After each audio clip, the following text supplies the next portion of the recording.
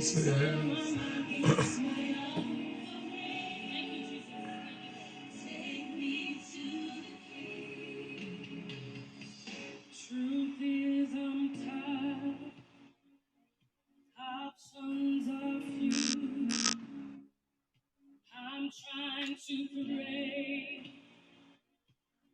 where are you, Thelma Man? Tamala Man, excuse me, Thelma. Thinking of good times. Tamala Man, Take Me to the King. I'm not gonna play the whole thing because they'll start to get at me on social media. I'm not trying to have my stuff banned, but Tamala Man, Take Me to the King, a classic. My grandmother, rest in peace, used to love that song. Now, happy Friday, guys. Let me introduce myself. I am Keith K.L. Belvin, crisis specialist, author, and educator. And you are listening to Live with KL, man. I had to give this thing a name because I kept trying to figure out what I was going to call it. We're just going to say Live with KL every Monday through Friday, 9:30 to 10 o'clock. I try to stay around 10 even though I go over. I apologize, but I hope that the content is enjoyable. And I come on every day to try to, hey, Michael, how's it going? Appreciate you. Greetings to you as well. I try to come on and have a conversation and try to be entertaining and informational to give you some insight to the things that I have going on with the hope that will leave you with something that you can enjoy. And so today I want to talk about why your church or churches should be paying for the mental health services of those in the church. Yes. And I create those programs. I actually have a program that I go in and help set up with churches to create mental health ministries. So the folks that need help, the church can assist them in getting the help. So yes, I'm going to talk about that today. Let me just get my camera straight here. Okay. But before we do all that, let's get some of the housekeeping out of the way.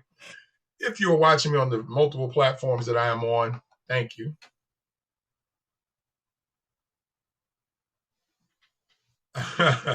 Well, they lock their doors at night because you do want to be prudent and you do want to be safe. So, but they should have a way for people to be able to reach them 24 hours. I agree with you.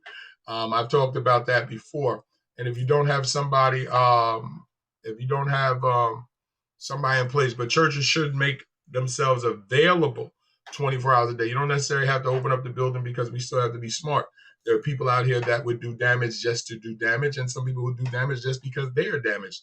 So we have to make sure that we allow folks to have 24-hour access. I believe that, but I'm going to get to that in a second. So as you're watching, I want you to like this program, share this program with somebody from whatever platform that you're watching.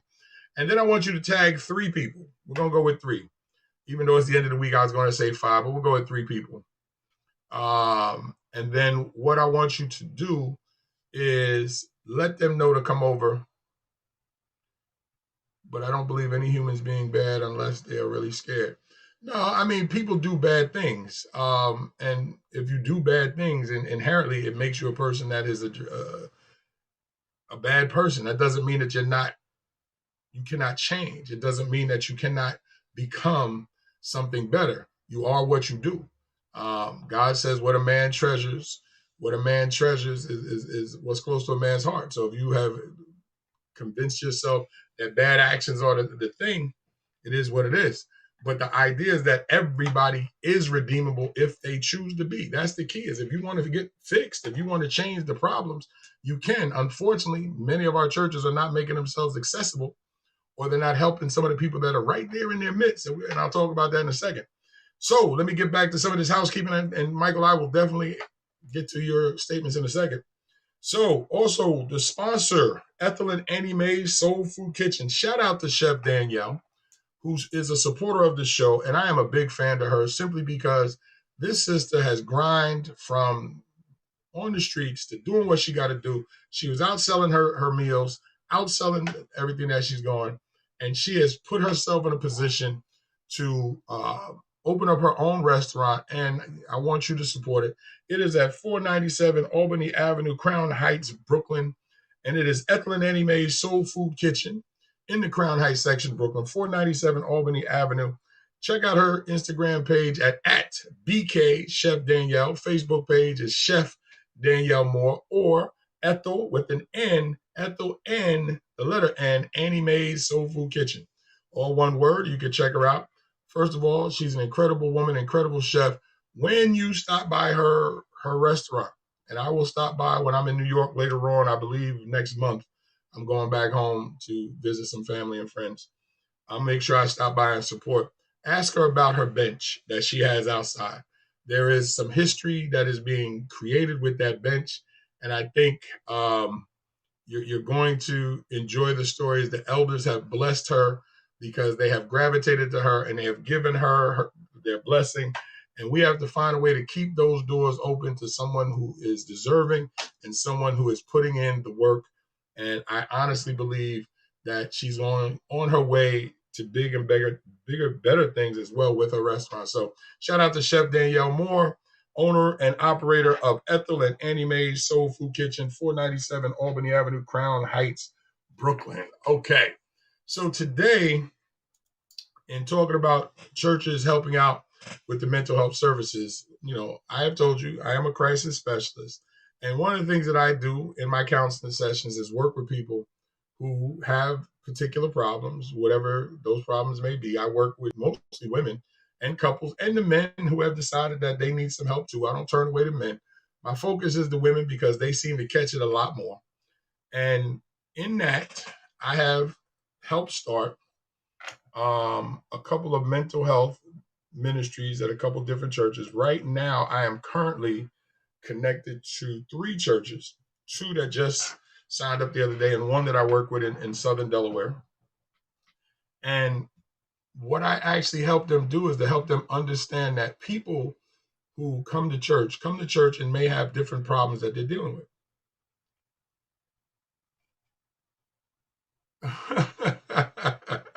I didn't even read that. Okay.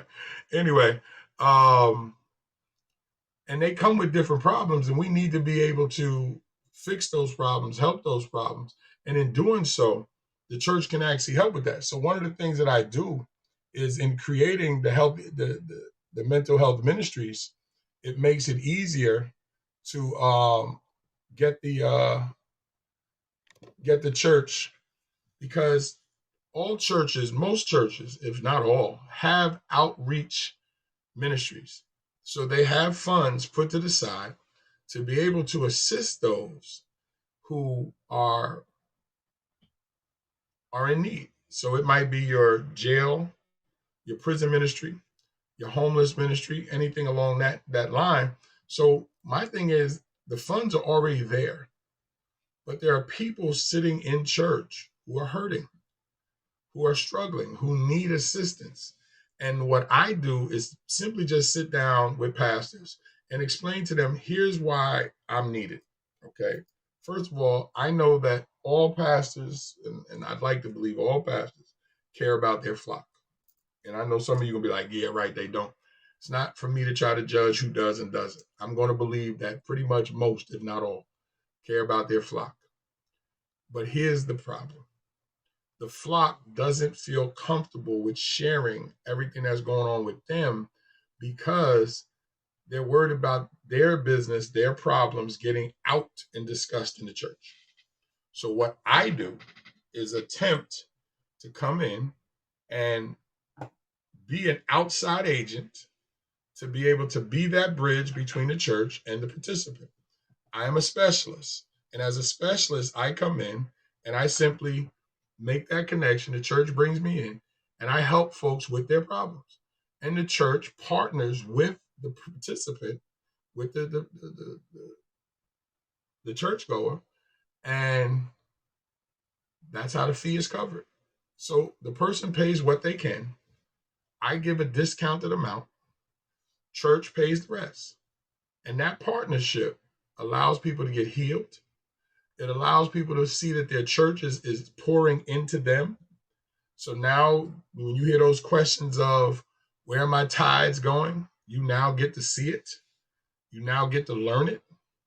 You now get to understand that when you're pouring into your church is now pouring back into the parishioners who are hurting. And by having an outside person like myself who understands the faith and is a member of the faith, who is going through his own demons and fights with his own demons and has fought and wrote a book called From Gigolo to Jesus, and is still growing as a man of faith. I've made my own mistakes, and I've been called on those, and it helps push me forward. So I'm in a position to be able to help those. And as an outside person, I give a person an opportunity to feel comfortable, to have a conversation, and not worry about it being connected to the church, and not worry about everybody in the church knowing their business, because it is very difficult to talk about the things that are wrong, the things that you're dealing with someone that you now see every day in the church. And pastors get it. And also, I want to try to help pastors lift the burden that pastors deal with. Let me give you some of the things that come directly from my notes, and I'll explain to you the benefits of a partnership that I'm working with. Because a lot of folks go, well, we see the benefit to you, Keith. They pay you. But what's the benefit to the church and to the individual? I'll get to that in a second. Here we go. The partnership allows the focus. It allows the pastor to focus the strengths and callings while preserving an emotional and spiritual health. The pastor can now feed his sheep, but know that emotionally and spiritually he's helping those in his flock who need assistance. All right. It helps keep a healthier body inside his church. His members know that their pastor, their church is acting in a godly way, moving in a godly way, that they are assisting in an area that traditionally has been a problem, especially in churches of people of color. That we know that our history with mental health crisis and getting help for it in the Black community has been a problem. So one of the things that I do in churches that are predominantly of color is make that an easier process so their pastor can get behind that, which then opens up the door. Because most people turn to the pastor, they trust their pastor, they love their pastor. So when their pastor says, we're bringing this gentleman in to help us do X, Y, and Z, now the sheep, the parishioners go, cool, because the shepherd said it's okay. And that partnership builds for a stronger kingdom. The church can avoid problems of dual relationships with the members. It is very difficult to be pastor, deacon, and any other role that you have as church leadership and then turn around and be the crisis specialist, because now you have to take that hat off, put on the mental health clinician's hat, and now sit across from somebody and they tell you their deepest, nastiest secrets. It's difficult. Yes, I go through, I know. And I sit with folks and they go, I could never say this, Mr. Keith, to the pastor. I couldn't tell this to people in the church. I get it. So that's another reason why this type of partnership that I'm offering works. Another one is that I'm educated, I'm trained, I'm insured, and I assume the responsibility for the counseling services. Yes, I have professional liability insurance. I have a master's degree in human service counseling, specializing in Christian ministry. I have another master's degree in education. So, and I spent 20 years in the classroom. So I come to the table with an understanding about what it is I'm talking about. I know what I'm doing. I'm actually in the process, because once I left New York and came here to Delaware, I'm actually working on getting my license here in Delaware. I have 2 teaching credentials. I'm certified marriage counselor. So now I'm getting my other license that I want to have here. But I come fully vested in what I'm doing, and I am fully prepared, as well as my understanding of scripture is there, which I am always studying, which I do have a Bible study group. So if you want to come and join us just to read some of the scriptures and just have a place where you could, talk to some other like-minded folks, let me know. I'll give you an invite. I just post some things up every other day or every day or so to give folks an opportunity. And so that is something right there. And that's another thing that I do, simply because, again, we have to make ourselves available. Let me just give you, and I'll continue my list of the reasons, the benefits of the partnership, is that also the books that I write. I am the author of a book called From Gigolo to Jesus, right? And in that book, I am talking about what my life was as a sinner and what that transformation has been. And as it was just recently brought to my attention, that there's still some areas that I got to work on. And I appreciate that person that brought it to my attention, because I'm not above rebuke. I'm not above reconciliation. And so when that person brought to my attention that there's some things that I need to do differently or that I need to be able to check myself on, I appreciated that because I needed that. And that allowed me to really lock in and say, am I being everything that I say I am? Yes. And things that have happened in the past, I leave it there, but I learn from it. And I'm like, how do I get better from it? So I'm practicing the things that I'm actually teaching. So I appreciate that person bringing that to my attention. So that's one of the things too, is that I bring to the church is that I come highly educated, skilled, and motivated. So I'm not just coming and saying, hey, throw some money at me and we going, no, I'm coming to try to heal. I am trying to come to your church and connect with the people through you. So your people go, my church is taking care of me. It's not about me. I am just the tool to be used to help people get better, but it's through the church. So like any tool, it cannot come out the toolbox until person picks it up. That is me. When your pastor says, you know what, and then I'm going to get to when a pastor or when a church should actually refer somebody to me. The second thing is the church can offer, and this is another, I'm still talking about the benefits of a partnership like this when we create a mental health ministry. The church can offer a life-changing, affordable way for its members through the pastor's referral. I discount what I normally charge for the churches because it's my way of showing that I'm going to leave money on the table to work with you. You're then going to help your parishioners with what they can't afford. Parishioners will do what they can. And that triangle, that connection allows us to build. So everybody's giving something. And in the end, the goal is to help the person get healed. I'm doing that. And I have some other clinicians that's in the wings ready to go, but I cannot put them into the mix until I make sure the business is solid. I don't want to bring people in and I can't pay them. So I am the person, the first person through the door always catches more bullets. Y'all know that, right?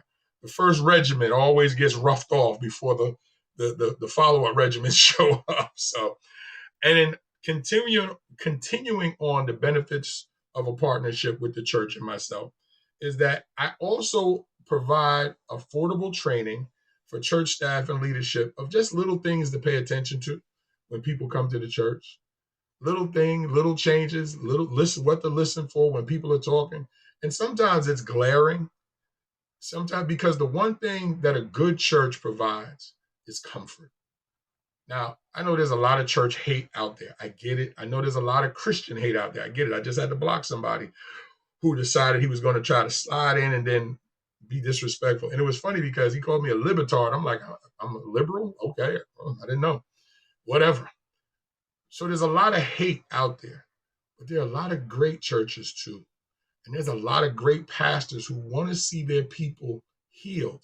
They want to see pain addressed. So when that happens, I can come in and talk to the leadership to be able to go, listen, guys, you have a great relationship with your people. If sister so-and-so is not looking herself today, are you okay, sister? If brother so-and-so used to sit in the front, but now he's in the back and his head is down and he looks like he's praying, that might be the time to go to him and have a conversation. You okay, brother? Can we help you with anything? And then as they start to open up and explain to you, if you realize that this is not something that you can deal with, because all churches offer outreach. All churches will lay hands on, pray with you, have quiet, private pastoral services, all of that. It becomes a matter of when this reaches a level that you can't deal with, you need to call in the reinforcements. In a baseball game, the starting pitcher is doing his thing.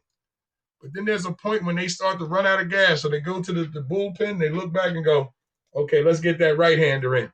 Or let's get that left-hander in, because now the closer, the relief pitcher, comes in to do what? Offer relief in a way to try to close out this game. Why? Because if the relief pitcher does what they're supposed to do, they win the game, or holds the game in place until the team can battle their way back. Either way, the relief pitcher is designed to offer relief. Are they the starting pitcher? Do they pitch every day? No, they do not. They sit in what's called the bullpen, and they just hang out until they're ready to pitch. That's me. I hang out until you're ready to call me in, and then I come in. Another thing is consultation. I offer consultation to mental health concerns in the church. I can come to your church depending. If you need me to come and speak at the church, and if you need me to come to the church formally, I can do that as well. I love working virtually because I want people to be comfortable in their home. But if I need to come to the church to speak, we can work on that and figure that out, of course. As well as if you need me to say a little something on a Sunday, I can do that too. I'm not scared of nobody's mic. So I can do that and pause. I know some of you nasty folks out there like, see what happens when you hang out with young folks. Anyway, I am not scared to step on anybody's stage. Just like I wasn't scared to step into no one's classroom. I did it for 20 plus years. I stood in front of 20, 30, maybe 40,000 kids in my time, as well as created mentor groups or whatever. Let me move on. Now, also, I provide an external ear that allow members to be more comfortable with speaking with a Christian facilitator who's here to help with their struggles. That's the bottom line of what I do. I am an external member of the body of Christ who comes into your church to assist you to be who God created you to be, because when you're in pain, you are not doing or feeling or being who God created you to be. And I know because I deal with my own pain. And because I'm able to deal with it, one of my hashtags is bring me your pain, which simply means bring me your problem. And my second hashtag is we can fix this, because I believe that. And when I say we, I mean two. Now, my Christian brothers and sisters, talk to me. What did God say happens when two or more are abound?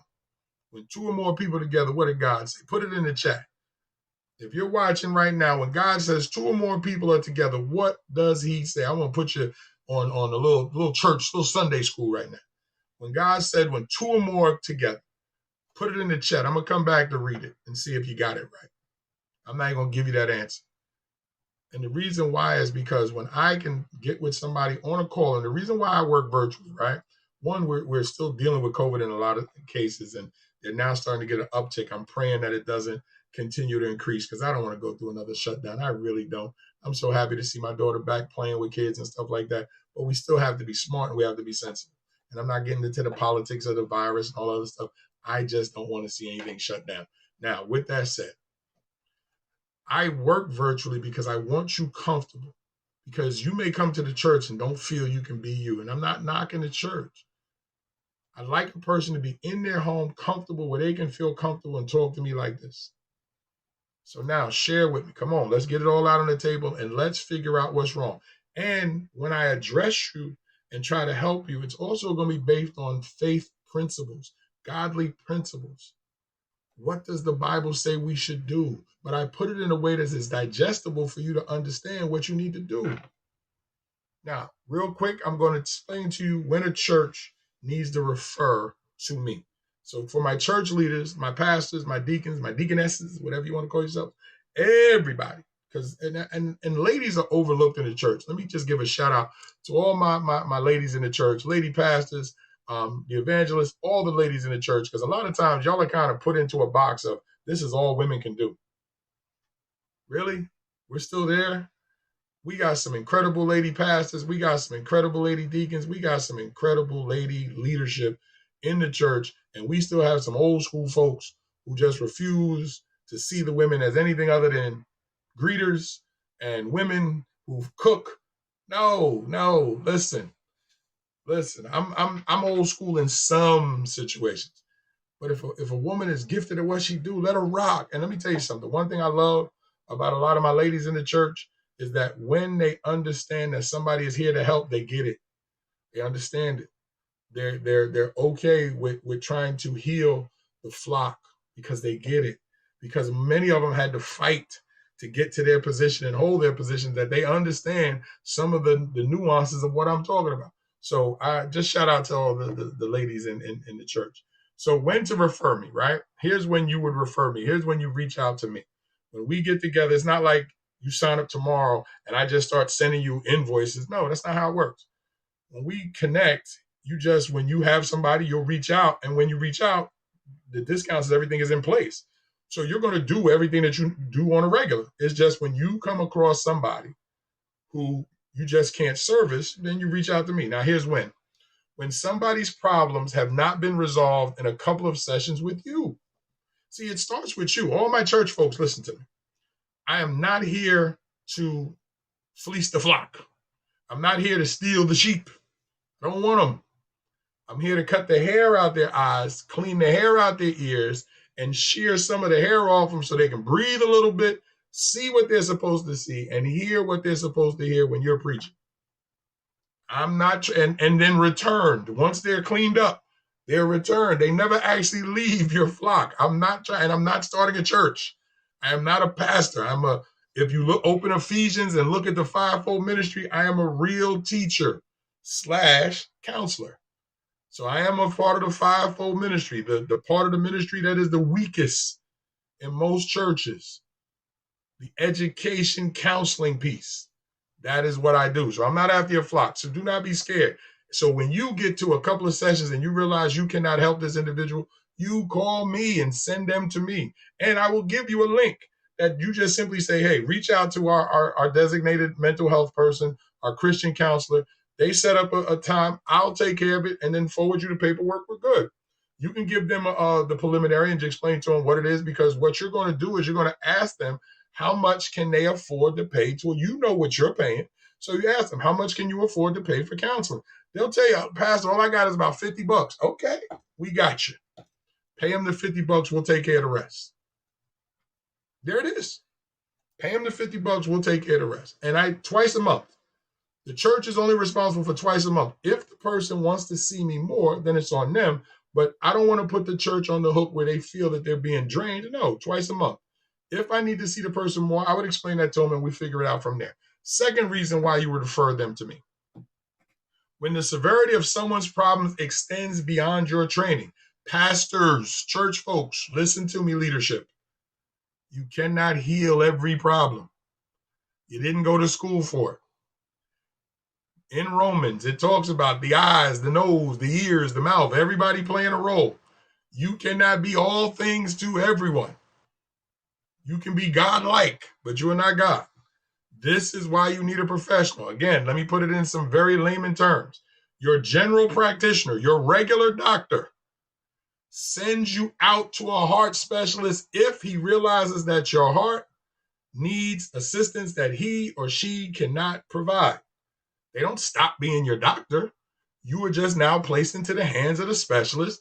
Once you are fine or once it is dealt with, the specialist now becomes the primary. Once we have everything, whatever's needed, and you are back to working order, you then go back to your primary doctor who now continues your care. But your primary doctor never takes off, is never out of the picture. I just become the individual who now is at the forefront to help you get better. I hope that makes sense. Okay, number three reason when to refer to me. When you, as the church leadership, feel overwhelmed by the ongoing emotional needs of many members at one time. Pastors, come on, you know exactly what I'm talking about. The weight of everybody's problem falling on you.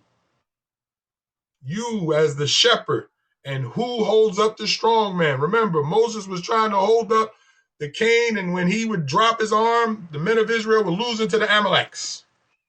Amalek said, yo, we got him, let's go. And they stabbing and killing. So all of a sudden, when Moses would struggle and get his arm up, the men of Israel started winning again. So the two brothers standing there was like, whoa, we got to help. We can't hold that staff, but we can hold up Moses' arm because we got to win this war.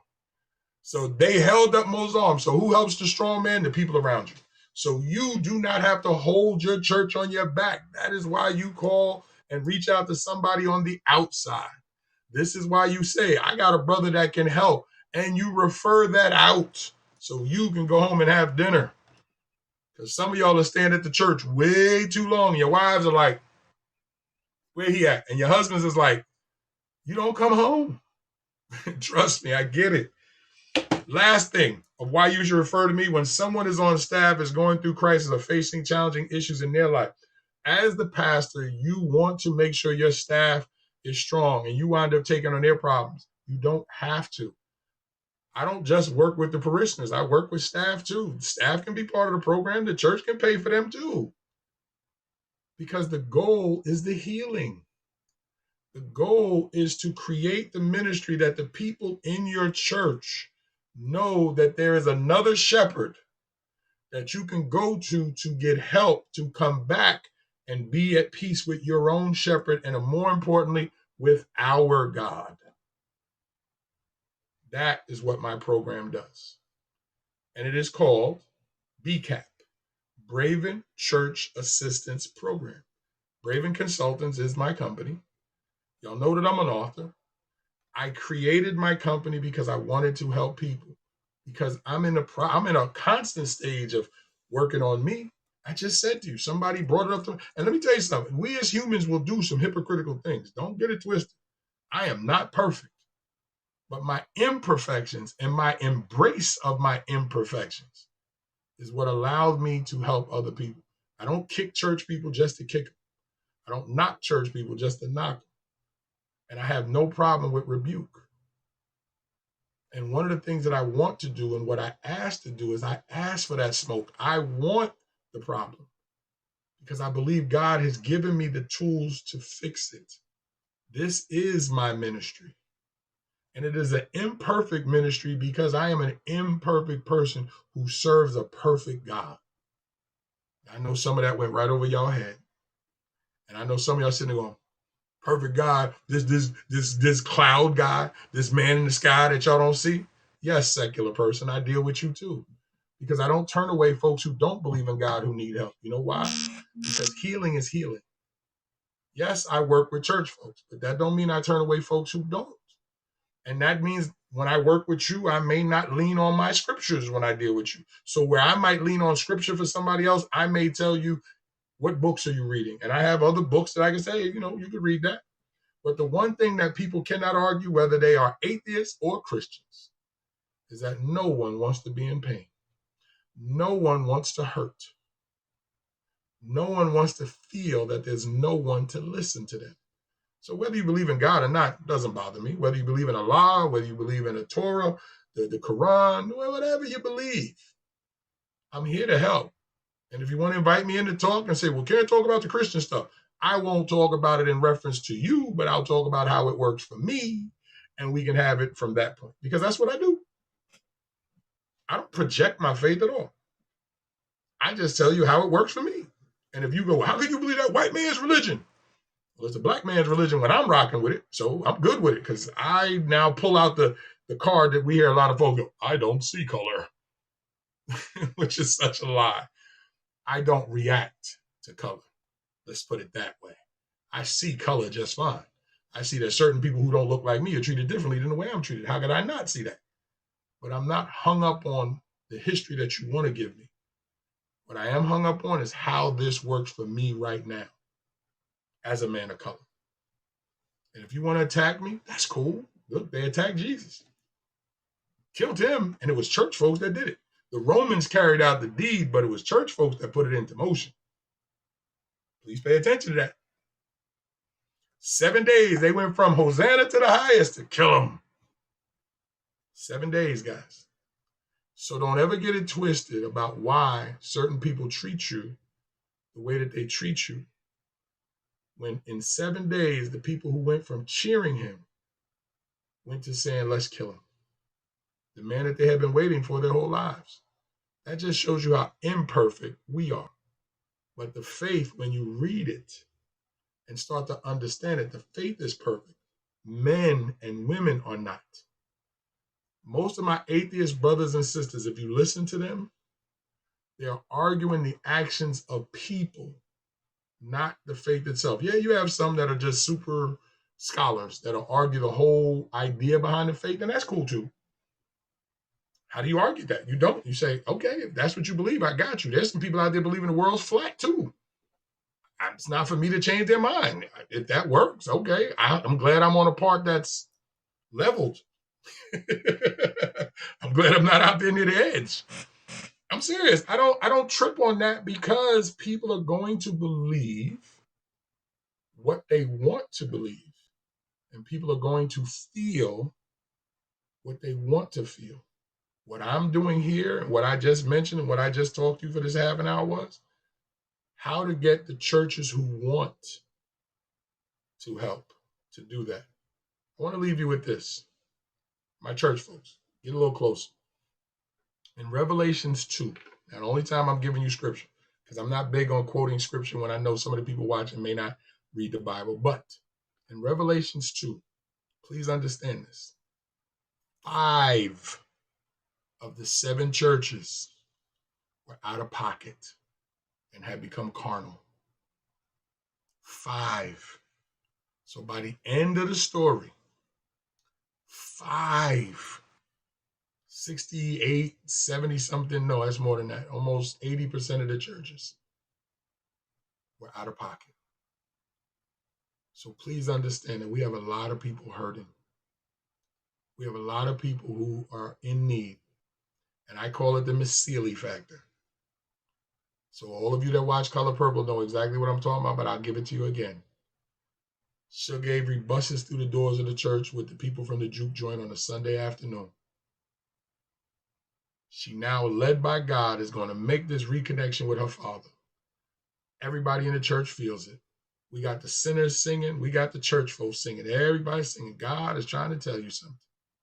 Everybody's clapping and everybody's enjoying themselves. And see, Dad, and that's the argument. Sinners have soul too, whatever it is that she said. And her father hugs her. Joyous moment had by all. But Miss Celia is sitting there clapping, and she's in so much pain. Fantastic acting, Whoopi Goldberg. One of the best roles that she ever had. Clapping because her pain wasn't addressed. Her pain wasn't mentioned. Her molestation wasn't addressed. The stealing of her children wasn't addressed. The abuse, the domestic violence wasn't addressed. So what everybody else is celebrating inside the church, this business owner, now wealthy woman, homeowner, is sitting there in pain. And here's another thing I want to show you about that movie that I guarantee you did not pay attention to, but I did. And this is how I think differently. It was a sinner, Mr. So moved by what he saw, he went to the chicken coop to get his little box that he used to have in the house. But remember, they found it. And he goes to immigration, and he opens the door. So when that song, God is trying to tell you something, it was speaking to a sinner's soul like Mr., the one who was one of the main abusers the whole movie. And he made the arrangements for her sister and her children to come back home. The blessing didn't happen in church, and it didn't happen with a churchgoer. I know because when God spoke to me, he spoke to me in a hotel. So the reason why I understand that, and I know you probably never paid attention to that when you watch Color Purple, but you did now. Go back and watch it. It was a sinner, not the church. It was a sinner that God used to make that woman whole. And at the very end of the movie, when her and her sister, the Maki Dada in the bushes, like the movie started, if you peep the background with the sun going down, there's the sinner, Mr. getting up out of town. Because remember, she said, when me and my kids get together, we gonna whoop your behind. So he's like, I did my good deed. Let me get up out of town because that son of hers looked kind of big. No, that part I added. But when you see him in the background of the sun, you see him going past. And I believe that people miss the prophetic vision of what you saw in that. That's what I bring to the table. And so I don't know who needed to hear this today. I don't know who's going to run and go watch Color Purple a different way today. But ask your pastor, why don't we have a mental health ministry? And then reach out. If you are a member of your church leadership, call me in. Let's get on a Zoom call. Let's talk. I'll have this conversation with you. I'll explain what I do, but I'm here and I'm ready. This is what I do. I don't work for anybody else. I work for myself. And I chose this area simply because I know it's an area that I can do well. And I believe God has sent me to work in this area. So I have no problem with asking. So again, I don't know who needed to hear this, and I don't know who needed it. I told you to share this with 3 people. You should have shared it with 6, 9, 12. It should have been up to 15 people now. And I'm here.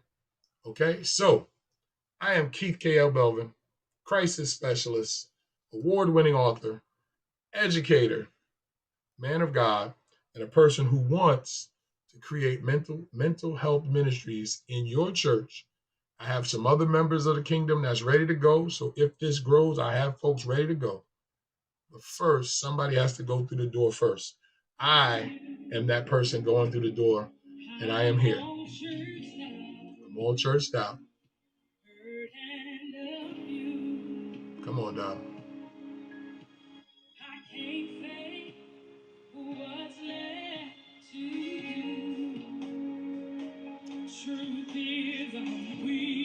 truth is I'm weak.